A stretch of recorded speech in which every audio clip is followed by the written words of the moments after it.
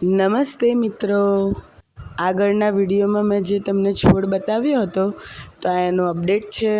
એને સરસ સરસ ફૂલ આવવા લાગ્યા છે, રંગબેરંગી ફૂલ આવે છે. ચલો હવે આજે આપણે નવી રેસીપી શરૂ કરીએ.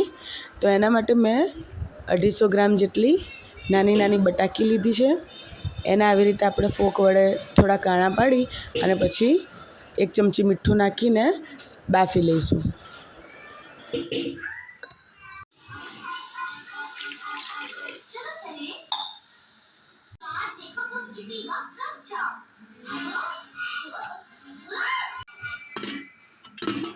આપણે એને 3 થી 4 સીટી આવવા દઈશું.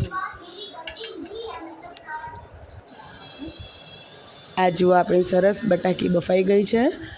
હવે એને બહાર કાઢી અને એને છાલ ઉતારી અને પછી થોડી ઠંડી કરી લઈશું.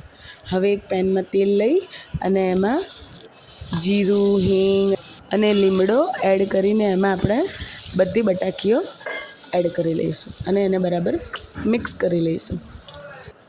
પછી એમાં હળદર, 1 ચમચી જેટલું લાલ મરચું બધું મિક્સ કરી લઈશું બરાબર.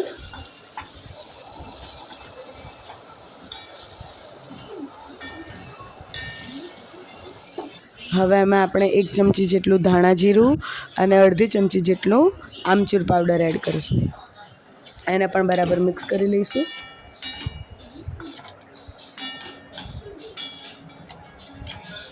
અને હવે લાસ્ટમાં ટેસ્ટ કરી અને મીઠું એડ કરીશું, કારણ કે આપણે બાફવામાં પણ નાખ્યું છે એટલે. આ બરાબર બધું સરસ મિક્સ થઈ ગયું છે અને આ આપણે એકદમ ચટપટી મસાલેદાર બટાકી તૈયાર થઈ ગઈ છે. આને તમે દાળ ભાત એના સાથે બહુ સરસ લાગે છે.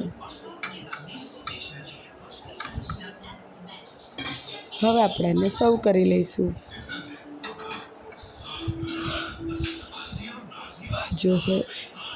જુઓ સરસ થઈ ગઈ ને એકદમ ચટાકેદાર બટાકીઓ.